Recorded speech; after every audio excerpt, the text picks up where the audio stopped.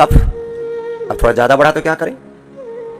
ओम जी प्रणाम। आइए इस वीडियो में जानेंगे कफ कोल्ड, सर्दी खांसी जुकाम का परमानेंट इलाज, आयुर्वेदिक दवाई, घरेलू उपाय क्या है, कफ बढ़ने से क्या होता है, stop cough and cold instantly, पंचामृत रस से जादुई असर कैसे करता है। आइए सुनेंगे अनुभव परम पूज्य गुरुदेव महाराज से।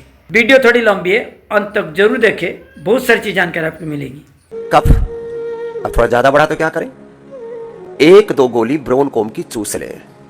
और ज्यादा बढ़े तो क्या करें?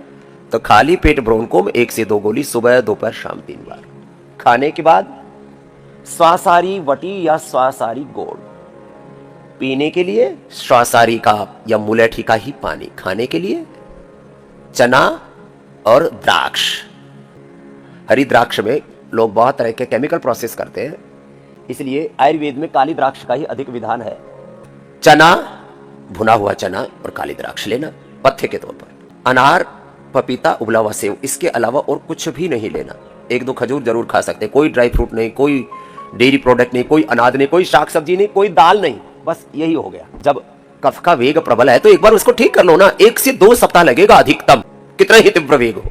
कोई भी रोगों को पाल के क्यों रखते हो? बार बार कहता हूं, कोई भी वात पित्त कफ त्रिदोष को, मोटापा, BP, sugar, thyroid, cholesterol, liver, kidney, heart problem, physical, mental, किसी भी प्रॉब्लम को जितने दिन शरीर में पनाह दोगे उतना ही वो बेपनाह बढ़ेंगे। वो रोग, वो विकार शरीर के रोम रोम में 37 ट्रिलियन सेल्स, अष्ट चक्र, नवद्वार, 72 को 72,10,201 नाड़ियों तक 37 ट्रिलियन सेल्स और उनकी एक्टिविटीज को प्रभावित करता वहां तक पहुंच जाता है। जैसे ही कफ बढ़ा, ब्रोनकोम शुरू कर दिया खाली पेट, ज्यादा बढ़ा तो स्वासारी गोड़, और ज्यादा बढ़ा तो फिर तो हम स्वर्ण वसंत मालती, अभ्रक भस्म, सहस्रपुटी, मोती पिष्टी, गिलोय सत और परहेज और ज्यादा थोड़ा सख्त कर देते। केवल और केवल द्राक्ष और चना ही खिलाते हैं। शरीर में गर्मी ना हो इसके लिए थोड़ा अनार दे देते और कुछ भी नहीं देते। पपीता और उबला हुआ सेव भी कम मात्रा में ही देते हैं। सामान्य मध्यम तीव्र गति का कितना ही भयंकर प्रकोप हो कफ का। अब कफ का लोग केवल ये मतलब समझते हैं कि बलगम हो गया, नाक चौक हो गया, गला चौक हो गया, रेस्पिरेटरी चौक हो गया, फेफड़े में इन्फ्लेमेशन हो गया, कफ श्लेष्मा अंदर भर गया। अब ये कफ बढ़ करके मोटापा बढ़ाता है, कोलेस्ट्रॉल बढ़ाता है, शरीर का ढांचा गड़बड़ा देता है, मन में प्रमाद आता है, नींद बहुत ज्यादा आती है, मूढ़ता छा जाती है। ज्यादा कफ बढ़ जाए तो इतना तमस छा जाता है, व्यक्ति का विवेक ही मर जाता है। लो, बढ़े हुए दोष मन को भी प्रभावित करते हैं। कफ से तमोगुण बढ़ता है, वात से चंचलता बढ़ती है और पित्त से क्रोध बढ़ता है। मन के ऊपर भी गहरा प्रभाव पड़ता है। जब सर्दी जुकाम में नाक बह रहे हो, सांस ठीक से ना आ रही हो, तो ऐसे ही व्यक्ति को होश ही नहीं रहता कि उसको क्या करना है क्या नहीं करना। इतनी मूढ़ता आ जाती है, जड़ता आ जाती है। बढ़ा हुआ वात, बढ़ा हुआ पित्त, बढ़ा हुआ कफ बहुत तरह के उपद्रव करता है। और आयुर्वेद के सिद्धांत के अनुरूप कहा जाए तो सारे ये मोटापा, ये बीपी, ये शुगर, ये थायराइड, फिर ये तमाम तरह के और जितने भी रोग हैं, उसका मूल कारण वात पित्त कफ का त्रिदोष का असंतुलन ही है। एक भुक्तम सदा आरोग्यम, द्विभुक्तम बलवर्धनम, त्रिभुक्तम सदा रोगम, चतुर्भुक्तम तुमारकम। कितना ही प्रबल कफ रोग हो, एक तरफ योग में प्राणायाम, और जो दौड़ सके तो दौड़ना। दौड़ने वाले का रेस्पिरेटरी सिस्टम इतना जबरदस्त होता है। अरे ये सारे जीव जंतु अच्छे से एक्टिविटीज करते रहते, दौड़ते रहते। हिरण को कभी सर्दी जुकाम, कफ, कोल्ड, श्वास, दमा, अस्थमा हुआ? कभी शेर को, चीते को हुआ कि कोई चीते को अस्थमा का अटैक पड़ गया और चीता मर गया, शेर मर गया, हिरण मर गया? अरे हिरण चीते की तो बात छोड़ो, ये सामान्य चिड़िया से लेकर के तमाम पंछी जो गतिशील रहते हैं उनका फेफड़ा, रेस्पिरेटरी ट्रैक्ट बढ़िया काम करता है। कोरोना भी मनुष्य को छोड़कर के चींटी से लेकर के हाथी तक, गाय, भैंस, भेड़, बकरिया, कुत्ते, बिल्ली, किसी को नहीं हुआ। मनुष्य का रेस्पिरेटरी ट्रैक्ट गड़बड़ा रहा है। जितना भी जंक फूड है, फास्ट फूड है। अब कफ को गड़बड़ करने वाली कौन कौन सी चीजें हैं? जितने भी डेयरी प्रोडक्ट हैं। सेकंड, ज्यादा घी तेल। फिर ये फ्रीज, इसने सबका सिस्टम फ्रीज कर रखा है। ये फ्रीज और इस एसी ने तो सबके ऐसी तैसी मार रखी है। मामला गड़बड़ है।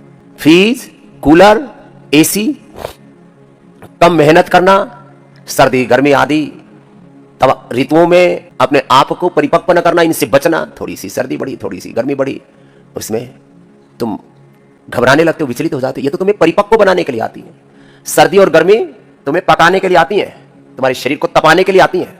ना अतपस्वी ना योग घर सिद्धि थी। चलो एक बात हुई। जंक फूड फास्ट फूड खा रहे हैं, synthetic food, synthetic nutraceuticals, synthetic drinks, ये वात पित्त त्रिदोष को बढ़ाने वाले। पंचामृत बता रहा हूं, हल्दी, अदरक, तुलसी, वासा और पान के पत्तों का रस कफ के लिए, थोड़ा शहद मिला के ले लेना, थोड़ा गुनगुना करके।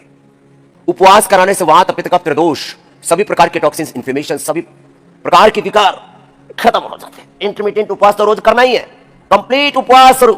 कई बार जब वाटर टेंशन ज्यादा हो जाता है, इन्फ्लेमेशन ज्यादा हो जाता है, तो निर्जला उपवास भी कराते हैं। निर्जल उपवास, सदल उपवास, अलग अलग प्रकार से उपवास त्रिदोषों को खत्म कर देता है।